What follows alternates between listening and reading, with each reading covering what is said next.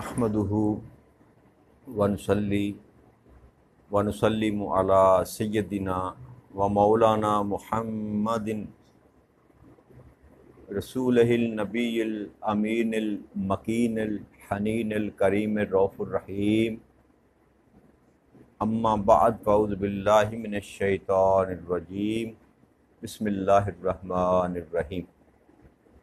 वाजिबुल एहतराम साथियों, अल्लाह ताला का बेपनाह लुत्फ़ व करम और उसका एहसान अज़ीम है कि जिसकी तौफ़ीक से हम उसके ज़िक्र के लिए उसके घर में जमा हैं। आज हम अल्लाह की तौफ़ीक से सूरह अल आराफ की आयत नंबर 195 से अपने सबक का आगाज़ कर रहे हैं। रब्बे करीम ने इरशाद फरमाया, अलाहुम अर्जलून यमशऊन बिहा अम लहुम ऐदैन यब्तशून बिहा अम लहुम अय्युन यबसरून बिहा अम लहुम आज़ानुन यस्मऊन बिहा कुल उदऊ शुरकाअकुम सुम्मा कीदून फला तुनज़िरून। कि क्या उनके पाँव हैं जिनसे वो चल सकें, या उनके हाथ हैं जिनसे वो पकड़ सकें, या उनकी आँखें हैं जिनसे वो देख सकें, या उनके कान हैं जिनसे वो सुन सकें। आप फरमा दें कि तुम अपने बातिल शरीकों को बुला लो, फिर मुझ पर अपना दाव चलाओ और मुझे कोई मोहलत ना दो। तो ये सिलसिला कलाम जो हमने गुज़श्ता नशिस्त में हमने गुफ्तगू की थी, काफ़िर और मुशरिकों के मुतल्लक़ अल्लाह करीम ने उनके बुतों के मुतल्लक़ इरशाद फरमाया था कि ये ना सुन सकते हैं, ना तुम्हारी दावत को कबूल कर सकते हैं, तुम्हारी मदद इन्होंने क्या करनी, ये तो अपनी मदद भी नहीं कर सकते। उसी मजमून को अल्लाह करीम ने आगे इस आयत करीमा में बढ़ाया और कहा कि क्या इनके ये पाँव हैं जो चल सकें, जिससे चल सकें, या इनके हाथ हैं जिनसे ये पकड़ सकें, या इनकी आंखें हैं जिनसे वो देख सकें, या इनके कान हैं जिनसे वो सुन सकें। यानी कि बेजान है, ये पत्थर के हैं या लकड़ के हैं, तो ये भला तुम्हारे मबूद कैसे हो सकते हैं। तो फिर एक चैलेंज नबी अकरम सल्लल्लाहु अलैहि वसल्लम की ज़ुबान अक़दस से आपने दिलवाया कि तुम अपने शरीकों को ले आओ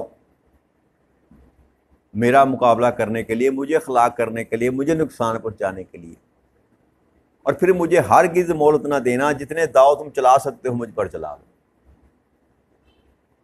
कि तुम्हारे मबूदान बातिल जो हैं वो मेरा कुछ नहीं बिगाड़ सकते। क्यों? क्योंकि मैं हक पर हूँ और मेरे साथ मेरी मैयत में मेरा अल्लाह है, जो मेरा कारसाज भी है, मेरा मददगार भी है। तो तुम जो कर सकते हो वो कर लो, बुला लो अपने इन शरीकों को मेरी हलाकत के लिए, मेरा मुकाबला करने के लिए, और जितना दाव तुम मुझ पर चला सकते हो, सुम्मा कीदून, जो भी तुम कर सकते हो, जो भी दाव पेश चला सकते हो मुझ पर चला कर देख लो, और मुझे हरगिज़ मोहलत ना देना।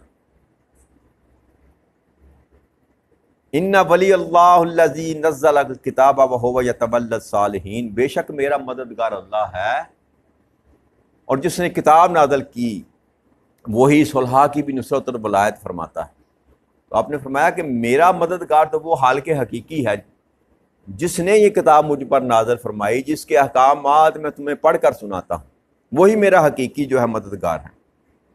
और सिर्फ मेरा ही मददगार नहीं, यतवल्ला सालिहीना, और जो नेकोकार होते हैं ना उनका मददगार भी वही होता है।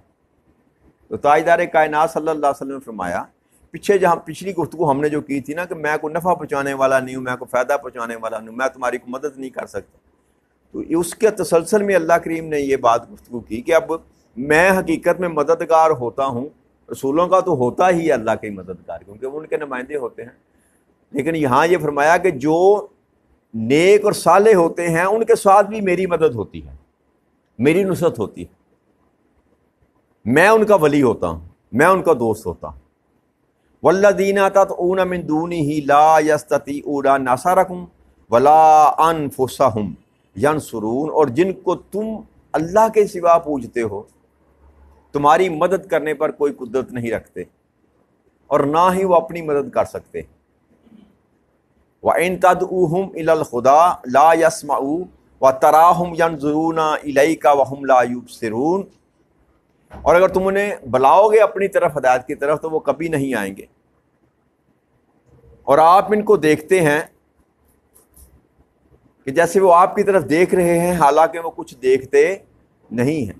یعنی کہ بتوں کو جیسے تراشا گیا ہوتا ہے، بنایا گیا ہوتا ہے، ان کی زبانیں، آنکھیں بھی بنائی ہوتی ہیں بعض بتوں کی، تو وہ ظاہراً تو نظر یہ آتا ہے کہ جیسے وہ آپ کی طرف دیکھ رہے. اللہ فرماتا ہے کہ بے شک ان تراشے اس طرح گئے ہیں کہ وہ جیسے لگتا ہے کہ تمہاری طرف دیکھ رہے ہیں، حالانکہ وہ تمہیں ان میں دیکھنے کی قوت ہی نہیں، ان کے پاس بصارت کی قوت ہی نہیں. خذ العفو وامر بالعرف واعرض عن الجاہلین. اے میرے حبیب مکرم صلی اللہ علیہ وآلہ وسلم، آپ درگزر فرمانا اختیار کریں اور بلائی کا حکم دیتے رہیں اور جاہلوں سے کنارہ کشی اختیار کر لیں. اب سارا مضمون بیان کرنے کے بعد تاجدار کائنات صلی اللہ علیہ وآلہ وسلم کو یہ فرمایا گیا کہ آپ ان سے درگزر فرمانا اختیار کریں. کہ بظاہر لڑائی جھگڑا یا مجادلہ کرنے کا کوئی مقصد ہے، یعنی کہ تبلیغ کی اصل جو اساس ہے نا، اور تبلیغ کا جو طریقہ کار ہے وہ یہی بتایا جا رہا ہے، یہ نبی اکرم صلی اللہ علیہ وسلم کو فرمایا جا رہا ہے کہ آپ ان سے درگزر کرنا جو ہے اختیار کریں.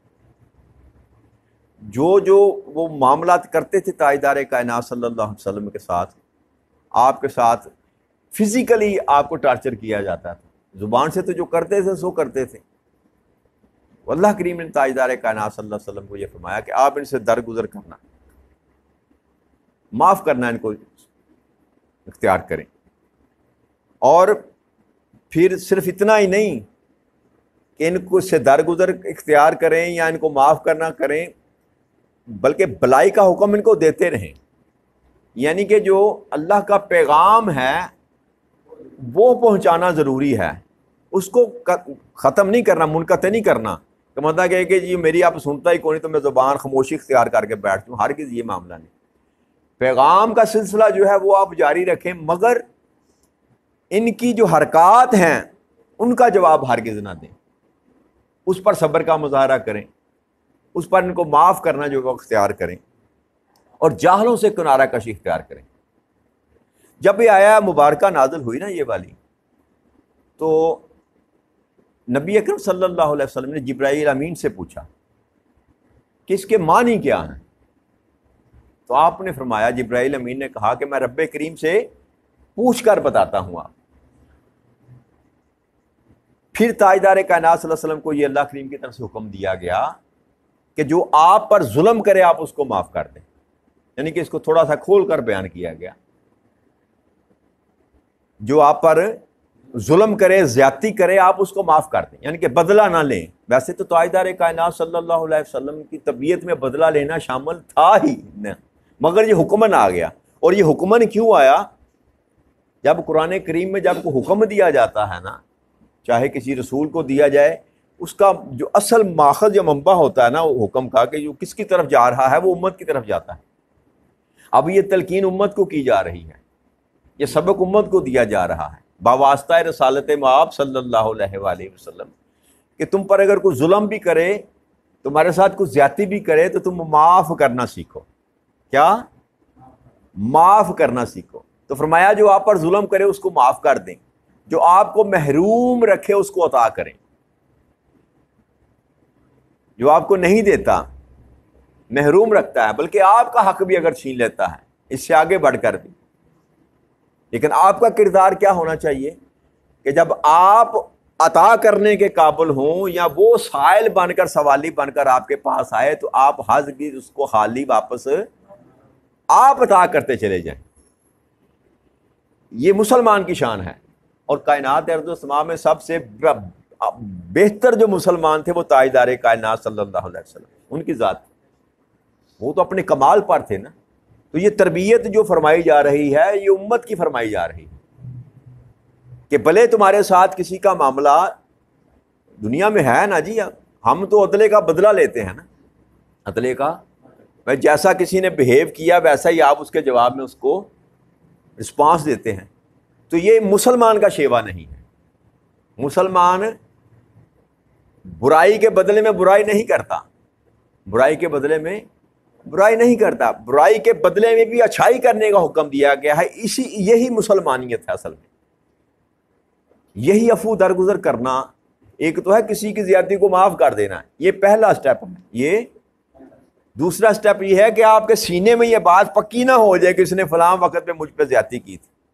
یا اگر آپ کسی سے مانگنے کے لیے جاتے ہیں، کسی سے ادھار لینے کے لیے جاتے ہیں، کچھ چیز مانگنے کے لیے جاتے ہیں مثال کے طور پر، تو وہ انکار کر دیتا ہے، جان بوجھ کر کرتا ہے یا کسی سبب سے کرتا ہے یا اس کے پاس ہوتی ہی نہیں، جو بھی صورت ہے وٹ ایور جو بھی ہے، آپ کے دل پر وہ گناہ گزرتا تو سب کے دل پہ، یار میں منگن کے یہاں چھوٹی شاید یا 100 روپیہ یا 500 روپیہ 1000 روپیہ مانگا تھا، یار اس کے پاس ہے تھا یا اس قابل ہے، اس نے جان بوجھ کر مجھ کو نہیں دیا. انسان کو فیل تو ہوتا ہے نا.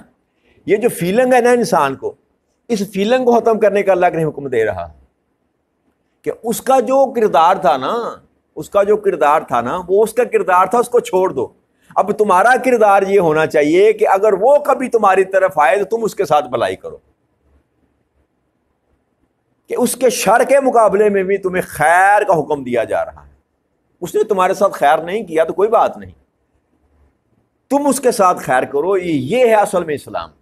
یہ ہے پہلا سبق. کیا ہے؟ تمہارے ساتھ ظلم ہو، زیادتی ہو تو معاف کر دو. ہم تو نہیں کرتے نا جی، یہ کمزوری ہے. یہ کمزوری ہے. دین جو ہم کو سکھا رہا ہے وہ سبق یہ دے رہا ہے کہ معاف کرنا سیکھیں، معاف کرنا سیکھیں. دین یہ سکھا رہا ہے. اور دوسرا یہ معاف کرنے کے بعد بھی اس کے ساتھ حسن خیر کرو. جب بھی معاملہ تمہارے پاس اس کے ساتھ ہو تو خیر کا معاملہ کرو. اپنے ذہن میں، اپنے دل میں اس کے لیے ایسی جگہ نہ بنا دو کہ وہ تمہارے لیے قابل نفرت شخص بن جائے. نہ، اس نے جو کرنا تھا کر دیا، وہ اس کا کردار تھا. اب بینگ اے مسلمان ہونے کے ناطے سے، اور تمہارا دعویٰ یہ ہے کہ وہ تاجدار کائنات صلی اللہ علیہ وسلم کے تم امتی ہو، اپنے آپ کو میرے محبوب کو امتی کہتے ہو، تو ان کے نقشے قدم پر چلتے ہوئے اب مسلمانیت یہ ہے کہ تمہارے دل میں اس کے برائی کا ملال نہ ہو. جب بھی موقع ملے تو اس کی بلائی کر. یہ ہے مسلمانیت. یہ ہے مسلمانیت. نبی اکرم صلی اللہ علیہ وآلہ وسلم. پھر ایک اور بات، تیسری بات آپ نے فرمائی، جو آپ سے تعلق توڑے اس سے تعلق جوڑو. یہ جو صلہ رحمی کا اللہ کریم نے حکم دیا نا، کہ جو صلہ رحمی کرے گا نا، ایک حدیث میں مبارک میں فرمایا اللہ کریم نے، جو صلہ رحمی کرے گا، یعنی کہ رشتوں کو جوڑنے والا، رشتوں کو. ہاں، ہمارے تو آج کل رواج ہے نا، چھوٹی چھوٹی باتوں پہ ہم تعلق توڑتے ہیں. دور کے رشتے تو بڑی دور کی بات ہے، ماں جائے جو رشتے ہیں نا ان کے ساتھ ہمارے تعلقات اس وقت قابل ذکر نہیں.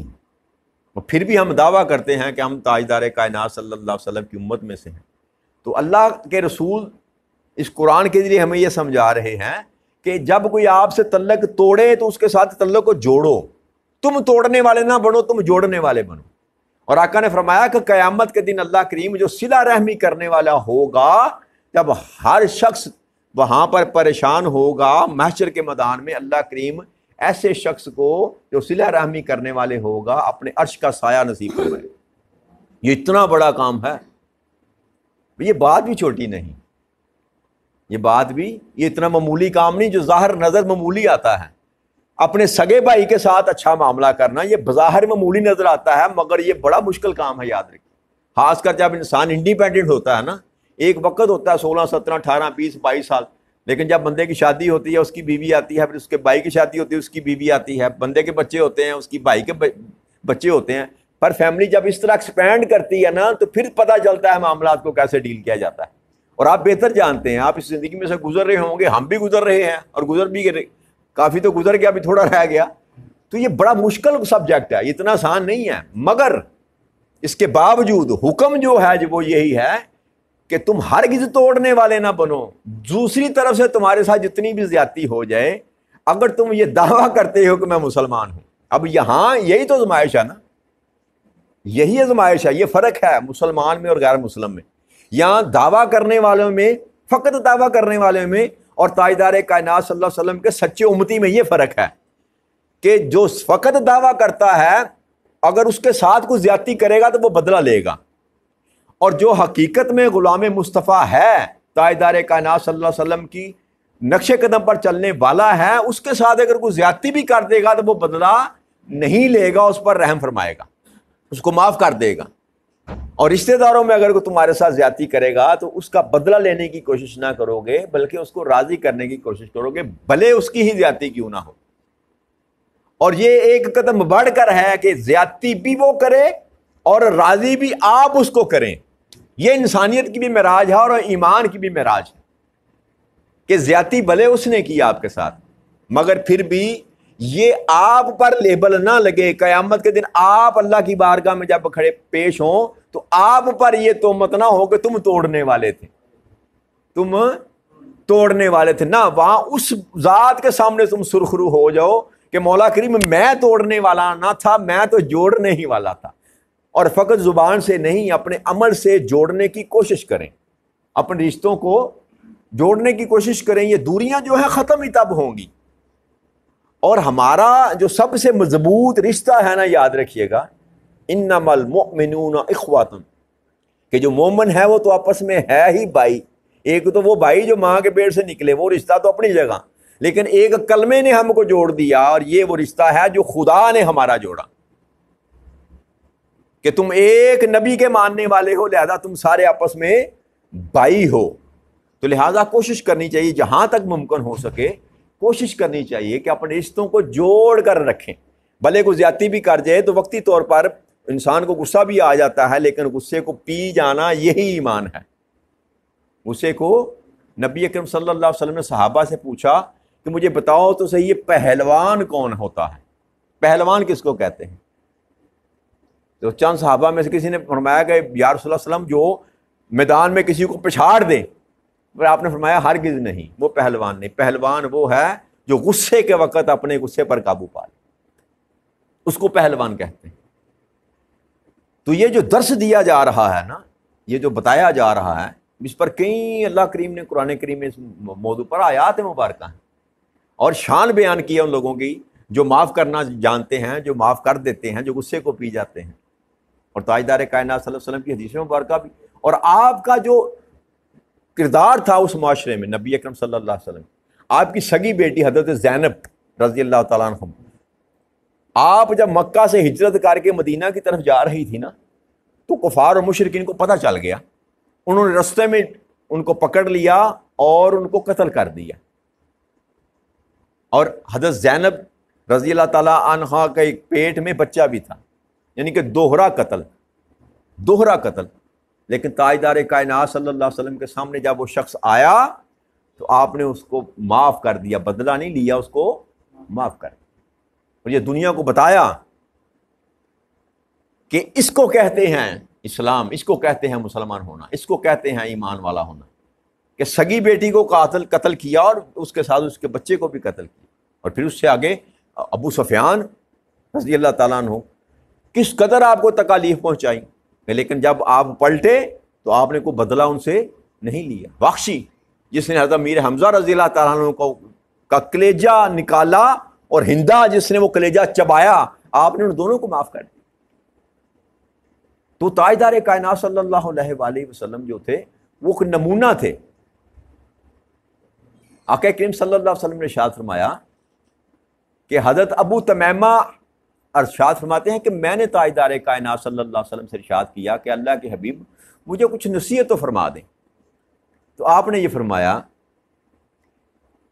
کسی بھی نیک کام کو حقیر نہ جانو، کسی بھی نیک کام کو حقیر نہ جانو۔ مثال کے طور پر یہ جو ہم سنتے آتے ہیں نا بچپن سے، رستے میں سے پتھر ہٹانا، گزر رہے ہیں رستے میں پتھر پڑا ہے تو اس کو پکڑ کے اٹھانا، کیلے کا چھلکا پڑا ہے، کسی اور چیز کا گند کا شاپر پڑا ہے تو اس کو پکڑ کر سائڈ پہ کر دینا، یہ اتنی بڑی نیکی ہے کہ آپ گمان بھی نہیں کر سکتے، جسے ہم معمولی سمجھتے ہیں۔ تو یہ سبق دیا جا رہا ہے کہ کسی نیکی کو حقیر نہ جانو، اللہ کے ہاں اس کا کیا مقام ہے یہ آپ کے علم میں، نیکی آپ جو بھی کر رہے ہیں نا، آپ کو نہیں پتا کہ اللہ کے ہاں اس کا وزن کتنا ہے۔ آپ کے ہاں وہ چھوٹی نیکی حقیر نیکی ہوگی، مگر اللہ کے ہاں اس کا مقام کیا ہے یہ اللہ کے سوا کوئی اور نہیں جانتا۔ تو آپ نے فرمایا کسی بھی نیک کام کو حقیر نہ ماننا۔ ایک تو جب تم کسی اپنے مسلمان بھائی کے ساتھ ملاقات کرو کشادہ جبیں اور مسکراتے چہرے ہوئے کے ساتھ کرو، کہ تمہارے ماتھے پر شکن نہ ہو، تمہارا چہرہ کھلا ہونا چاہیے کہ جیسے بھائی تمہیں سامنے مل رہا ہے، کھلے کشادہ جبیں کے ساتھ اور مسکراتے چہرے کے ساتھ۔ اور تاجدار کائنات صلی اللہ علیہ وسلم نے یہ بھی فرمایا نا کہ مسکرا کر کسی اسمائل دینا، مسکرانا بھی صدقہ ہے، مسکرانا بھی صدقہ ہے۔ اب دیکھیں یہ ہے اصل دین، یہ ہے دین محمد صلی اللہ علیہ وآلہ وسلم۔ فقط نماز، روزہ، حج، زکوٰۃ یہ دین نہیں ہے، یہ دین کا ایک جز ہے، ایک حصہ ہے۔ اصل پریکٹیکل جو لائف ہے نا انسان کی، جو معاشرے میں ہم گزارتے ہیں، اصل دین وہ ہے جو نبی اکرم صلی اللہ علیہ وسلم فرمایا کہ ایک حقوق اللہ اور 9 حقوق العباد۔ تو ہم حقوق اللہ پورے کر کے راضی ہو جاتے ہیں کہ ہم نے بس اللہ کو راضی کر لیں، ایسا نہیں ہے۔ جو معاملہ آپ کا اور میرا ہے، جو معاملہ معاشرے میں، محلے میں، محلے داروں کے ساتھ، رشتہ داروں کے ساتھ ہے نا، اصل دین کا سارا معاملہ آپ کا وہاں پر جا کر کھلے گا۔ بھائی نمازوں میں کسر رہ گئی، روزوں میں کسر رہ گئی، حج نہیں کیا آپ نے، کوئی بات نہیں، اللہ چاہے گا تو وہ معاف کر دے گا۔ لیکن جو معاملات میرے اور آپ کے ہیں اور معاشرے کے ہیں، وہ رب کریم معاف اس لیے زور دیا گیا زیارہ۔ جب بھائی کا سامنا ہو تو مسکرا کر ملو، یار جاتا کیا ہے؟ تو ہمارے ماتھے سے تو آج شکن ہی غائب نہیں ہوتی، ہم تو کاٹنے کو دوڑتے ہیں۔ ہمارا تکیہ کلام کیا کلا ہے آج کل کیا ہے؟ اللہ ماشاء اللہ، ہم تو جب ملتے ہیں تو السلام علیکم ورحمۃ اللہ نہیں کہتے، ماں اور بہن کی گالی دے کر ایک دوسرے کو مخاطب کرتے ہیں۔ آپ دیکھ لیں جتنے یارانے آپ کو نظر آئیں گے، اس کے سوا یہ تربیت ہے ہم نے اولادوں کی اوے کر کے بلانا، گالی گلوچ کر کے، یہ کس کا شیوا تھا؟ یہ مسلمان کا شیوا نہیں ہے۔ اللہ اور اللہ کا رسول بتا رہا ہے یہ مسلمان کا شیوا نہیں ہے۔ مسلمان جب بھی سامنے ہو حکم یہ ہے کہ اس کو کہو السلام علیکم ورحمۃ اللہ، یہ مسلمان کا شیوا ہے۔ تو یہ وہ جو نصیحتیں تھیں جو نبی اکرم صلی اللہ علیہ وسلم نے ہمیں فرمائی، لیکن ہم بھول گئے یا بلا دی گئی۔ پھر آپ نے فرمایا پانی مانگنے والے کو اپنے ڈور سے پانی دینا، یعنی کہ جو تیری ملکیت میں ہے نا، اگر تم سے پانی مانگے تو اپنے پاس سے اس کو دو، اپنے۔ یہ جو نفاق کرنے کی تربیت ہے کہ پانی کی حیثیت، حالانکہ اس معاشرے میں بڑی حیثیت پانی کی حیثیت تھی، وہاں پر تو چھوٹا میٹھا پانی ملتا ہی نہیں تھا۔ تو فرمایا کہ جب کوئی پانی مانگے، جو تیری مشکیزہ ہے نا، جو تو نے اپنے پاس اپنے لیے رکھی ہوئی ہے سنبھال کر تیری ملکیت میں، اس میں سے پانی اس کو پلاؤ، تاکہ تمہیں احساس ہو کہ میں اپنے پاس سے دے رہا۔ تکلیف ہوتی ہے نا بندے کو، کچھ بھی ہے بندے کا اپنا، جب اپنے پاس سے انسان دیتا ہے نا، حالانکہ ہے تو سب کچھ اللہ کا، مگر جب اپنے پاس سے دیتا ہے تو بندے کے اندر ایک احساس ہوتا ہے کہ میں اپنا دینا ہے۔ جی ایسا یہ کہ نہیں، یہ کنسیپٹ ہے کہ جب کوئی پانی مانگے تو اپنے پاس سے اس کو دو۔ پھر فرمایا اگر کسی شخص کو تمہارے کسی عیب کا علم ہو اور وہ تمہیں اس کے ساتھ برا کہے، اور تمہیں اس کے کسی عیب کا اگر علم ہو تو تم ہرگز اس کو اس کے عیب کے ساتھ منسوب نہ کرنا یا بلانا۔ یعنی کہ اگر تمہارا عیب کو ظاہر کرتا ہے تمہارے سامنے، تمہارا عیب ظاہر کر کے تم سے بات کرتا ہے، تو تمہیں اجازت نہیں کہ تم اس کے جواب میں اس کا عیب ظاہر کرو۔ پردہ پوشی کرو، پردہ پوشی کرو، کیونکہ آج اگر تم آج کسی کے عیب چھپاؤ گے تو کل قیامت کے دن رب کریم تمہاری ستر پوشی کرے گا، تمہارے عیب چھپائے گا، عیبوں کو چھپا لے گا۔ پھر فرمایا کہ ایسا کرنے سے تمہیں اس پر اجر ملے گا، اللہ کے ہاں اجر ملے گا، اور تم تکبر سے تہ بات نہ لٹکانا، کیونکہ اللہ عز و جل کو تکبر پسند نہیں۔ اور کسی شخص کو گالی نہ دینا، میں نے اس کے بعد کسی کو گالی نہ دی، حالانکہ بکری اور اونٹ کو بھی، کہتے ہیں اس کے بعد میں نے کبھی جانور کو بھی برے القاب سے نہیں پکارا۔ تو یہ تربیت تاجدار کائنات صلی اللہ علیہ وسلم فرمائی۔ پھر حضرت ابو امامہ رضی اللہ تعالیٰ عنہ بیان کرتے ہیں کہ تاجدار کائنات صلی اللہ علیہ وسلم فرمایا جس نے قدرت کے باوجود کسی کو معاف کر دیا، یعنی کہ بدلہ لینے کی طاقت تھی مگر اس کو معاف کر دیا۔ اب جب معاف کرنے کا لفظ بولا جاتا ہے نا، یاد رکھیے کہ معاف کر دو، اس کے پیچھے انسان کو، اس کے پیچھے جو بات ہے نا وہ ذہن میں بٹھا کر رکھیں کہ میں اس کو معاف کر رہا ہوں اپنے لیے نہیں، اللہ اور اللہ کے رسول کے لیے۔ جب آپ کے ذہن میں یہ بات ہوگی نا کہ میں نے اس کو معاف کیا اللہ اور اللہ کے رسول کے لیے، تو پھر آپ کا جو مرتبہ ہے اللہ کے ہاں وہ بہت زیادہ بلند ہو جاتا ہے۔ ایک ہوتا ہے آپ نہیں معاف کر دو، میں یا تو معاف کیتا نا، یہ یاد رکھیں میری بات، پلے باندھ لیں، جو بھی عمل کریں نا اس کی نیت آپ کی یہ ہونی چاہیے کہ میں اللہ اور اللہ کے رسول کے لیے کر رہا ہوں۔ صدقہ کریں، کسی کو پانی پلائیں، رستہ صاف کریں، کسی کا نیک معاملہ کریں تو یہ کہیں کہ مولا تیرے لیے کر رہا ہوں، تیرے محبوب کے لیے کر رہا ہوں۔ یہ ہے سبق جو دیا جا رہا ہے۔ آپ نے فرمایا کہ قدرت کے باوجود جو معاف کر دے، کس کو؟ تنگی کے دن اللہ تعالیٰ اس کو معاف کر دے گا۔ جو معاف کر دے دنیا میں کسی انسان کو، جب انسان پر مشکل وقت آئے گا تو اللہ کریم اس کو معاف کر دے گا۔ اب اگر یہ نہیں کلیئر کیا کہ تنگی کب آئے گی انسان پر، دنیا میں ہے تب بھی وہ معاف کر دے گا، اور آخرت میں اگر انسان پر تنگی ہوگی تو وہاں بھی اللہ کریم معاف کر دے گا۔ حضرت عبداللہ بن مسعود رضی اللہ تعالیٰ عنہ فرماتے ہیں، وہ میں نے ذکر کر دیا کہ جو نبی اکرم صلی اللہ علیہ وسلم نے اپنی بیٹی کے قاتل کو معاف کر دیا، سامنے آیا لیکن آپ نے معاف کر دیا۔ حضرت ابو ہریرہ فرماتے ہیں کہ میری ماں جو تھی نا وہ ایمان نہ لائی تھی، اور صحابہ کرام کے سامنے نبی اکرم صلی اللہ علیہ وسلم کے متعلق جب لوگ گفتگو کرتے تھے نا تو آپ پر بہت گراں گزرتی اور کافر کیا کرتے تھے۔ تب ابو ہریرہ کہتے ہیں کہ میری ماں تو خود مشرکہ تھی، اور میں جب ان کو دعوت دیتا تھا، بلاتا تھا، تاجدار کائنات صلی اللہ علیہ وسلم کا پیغام دیتا تھا، تو وہ جو تھی نا نبی اکرم صلی اللہ علیہ وسلم کے متعلق عجیب و غریب باتیں کرتی تھی، تو مجھے دکھ ہوتا تھا، میں رنجیدہ ہوتا تھا۔ کہتے ہیں اسی ایک دفعہ میں نے اپنی ماں سے بات کی تو اس نے بہت زیادہ مغلظات جو تھے تاجدار کائنات صلی اللہ علیہ وسلم کی ذات بابرکات کے متعلق کی، تو میں برداشت نہ کر سکا، اور میں زار کتار روتا ہوا تاجدار کائنات صلی اللہ علیہ وسلم کی بارگاہ اقدس میں حاضر ہو گیا۔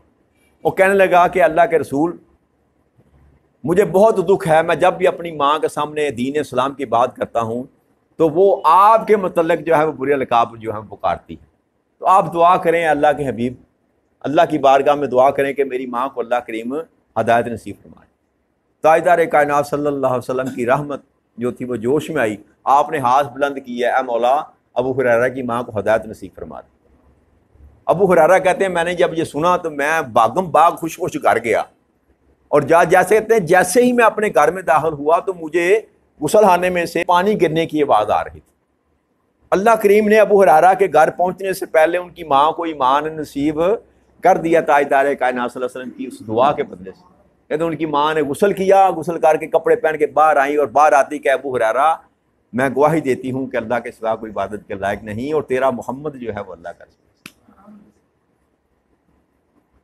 تو سبق آج گفتگو یہی ختم کرتا ہوں، سبق بس پھر دوبارہ رپیٹ کر دیتا ہوں۔ یہ ہے اللہ نے اس فرمایا کہ ایک تو درگزر کرنا جو نا اختیار کریں، جو بڑا مشکل کام ہے، لیکن اگر ہم اپنا تعلق دیکھتے ہیں نا، جوڑتے ہیں تاجدار کائنات صلی اللہ، اب تو مہینہ بھی رحمتوں والا، تاجدار کائنات صلی اللہ علیہ وسلم کی ولادت کا مہینہ، ہاں جی، تو نسبت بھی ہم جوڑتے ہیں، تعلق بھی جوڑتے ہیں، دعویٰ بھی کرتے ہیں، مگر کردار جب دیکھا جاتا ہے تو ہمارا کردار وہاں سے میلوں دور ہے۔ لہٰذا خالی عبادات پر زور نہ دیں، عبادات فرائض میں شامل ہے، اس کو ضرور پورا کریں، لیکن اپنے کردار سے جو ہے وہ ثابت کرنے کی کوشش کریں۔ آپ کو بتانا نہ پڑے کہ آپ غلام مصطفیٰ ہیں، آپ کا عمل یہ بتائے گا یار واقعی یہ غلام مصطفیٰ ہے۔ تو درگزر کرنا سیکھیں، معاف کرنا سیکھیں، کسی کی برائی کے بدلے میں اس کے ساتھ برائی نہ کریں بلکہ بھلائی کا معاملہ کریں، اور جہاں تک ہو سکے، ممکن ہو سکے جہاں تک کسی دوسرے کی خدمت کرنے کی جو ہے نا وہ عادت ڈالیں۔ اللہ تعالیٰ آپ کو اور مجھے توفیق عطا فرمائے۔ وما علینا الا البلاغ المبین۔ السلام علیکم ورحمۃ اللہ وبرکاتہ۔